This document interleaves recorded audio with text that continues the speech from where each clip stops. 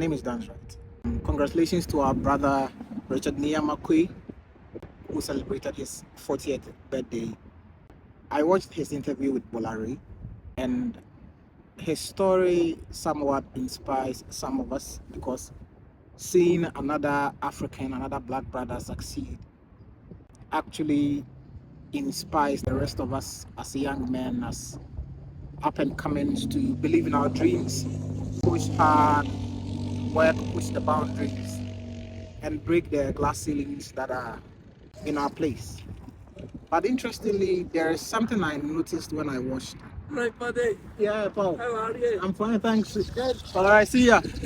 There's something I noticed when I watched his video with Bola Ray. If you've not watched it, I would encourage any young person to go and watch that interview. What I noticed is that when Bola Ray asked about the presence of his dad, he got quite uncomfortable. He didn't really want to talk about his dad, but he accepted that his dad is around and is alive even at the moment. I was raised by my mother. Where was Dad? Dad was around. I mean, Is he still around? he's still around. He's still Wow. around. But we always see you because mom has played a pivotal role in your life. Yes. So my mom raised me. My dad played a little role. But my mom played the most crucial and the most important role. My mom is my inspiration. She's my inspiration. She's the main reason behind my Awesome. success. This ties into something I've been discussing with my fiancée of late. Actually, we had an extensive discussion just yesterday. She showed me a lot of statistics. I can't actually take all credit for what I'm about to tell you, but I think I'll do subsequent videos and explain what it is about. I think it's high time we talked about the rate at which black men, Africans, are creating baby mamas all around the world. It's a very sensitive issue and nobody wants to talk about it. If it's raised by someone who is non-black or non-African, particularly someone who is white, the person will be tagged as racist. With respect to that, I think that some of black leaders or Africans who have actually seen this problem should speak about it. Because I just checked the data right now, and from the Office of the National Statistics, over 51%, more than half of people who identify as black all over the UK, black Welsh, black British, just name it, are lone parents. And that statistic has increased by 48.5% from 2011. This is shocking. And we have to confront the problem, understand it, and know what our community is doing around. So my interest in that part of the interview is that if the dad is around, is alive, well and kicking, what was his contribution to Richard RNAQ40's life? If the job was to give birth, excuse my language, impregnate someone and just bolt off, anybody could do that. It's high time the black man is educated to take responsibility and be accountable for their actions. The black man expects loyalty from the black woman, and any form of accountability when they are not performing, questioned by the woman they live with, is deemed as disrespect, which is a really troubling issue. Here in the UK, there are a lot of challenges that the government can't actually even tackle, because if the government is seen tackling these challenges, they are deemed as racist. But the truth is that these challenges are being committed predominantly in black communities. Knife crime in the UK is through the roof. And the signs are everywhere for you to know that these things are being done more in black communities. However, if the police is on duty and they stop someone in the line of action that they are doing their duties and they decide to search the person, we would quickly come out to say that we are being profiled against. And yes, there has been challenges in our history as to where we've come from till now. But this cannot continue. We cannot continue to be a people that have challenges in our communities where we cannot head on even identify the problem and even talk of trying to do things that will solve the problem. So I'm fed up of hearing stories of my mom is my biggest motivation. My mom has been there for me from day one. And as a society and as a community, we should call these men out for neglecting their responsibilities as men. It is not the responsibility of the mother to carry the baby to term and at the end of the day be responsible to do everything that is possible to raise these kids. The research is clear and it's evident for everybody to see that women can only do as far as they can.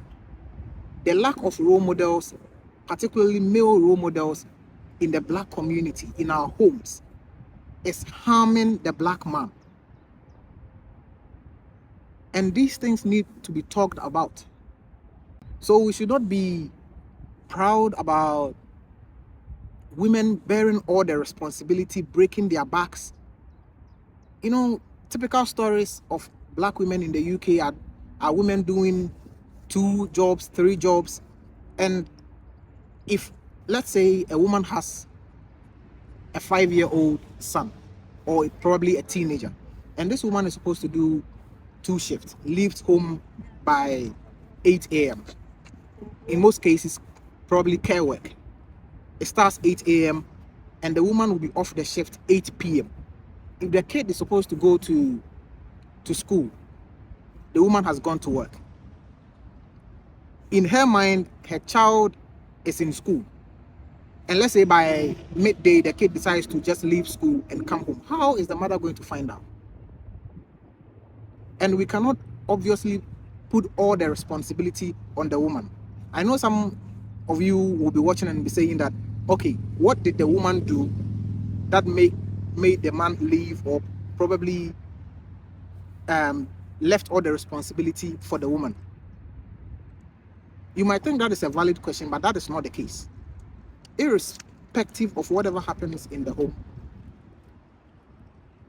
the woman, no matter what, cannot have the sole responsibility of raising the kids.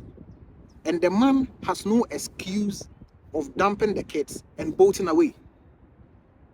So I've heard several stories, everybody talking about their moms and their moms and their moms and their moms. Where are the dads? And it's high time as a society, as I mentioned earlier on, we call them out.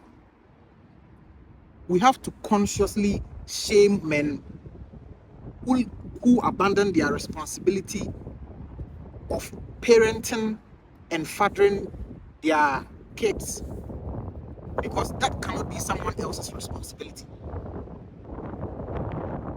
No matter your differences with the woman, if that becomes the case, you should be an active father, contributing to the upbringing of the child. And you see, the problem is that you think that would even end in just that generation. But then again, if you look at the stats, you look at the research, you see that men who are raised by their single mothers, in most cases, don't survive their first marriages. And this case exactly applies to Richard Niyamakwe. At 40, he's already a divorcee.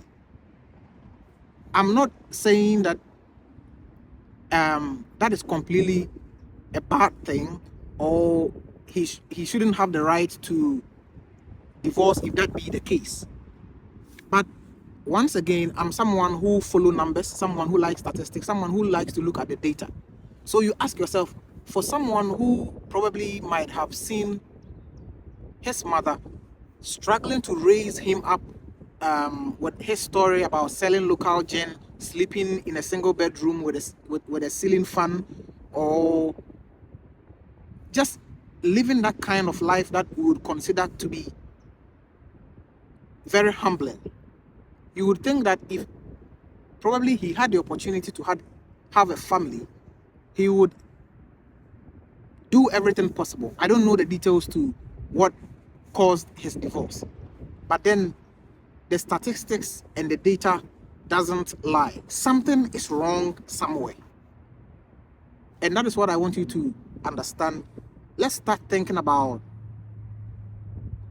these problems, and it's high time we drop the oversensitivity as a people and look at the challenges in our community.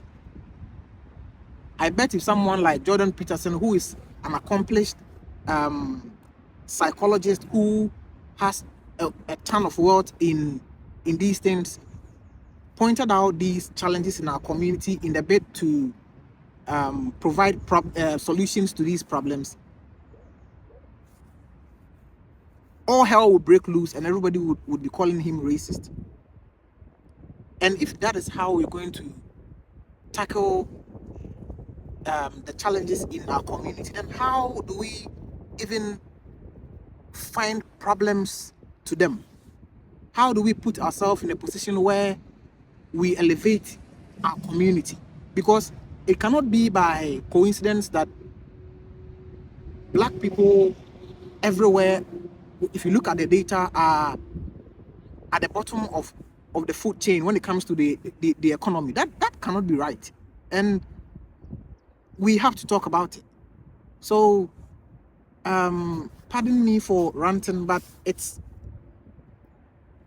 I cannot be looking at the glitz and the glamour of just where he is at this point and not paying attention to probably things that could have made his life a lot easier.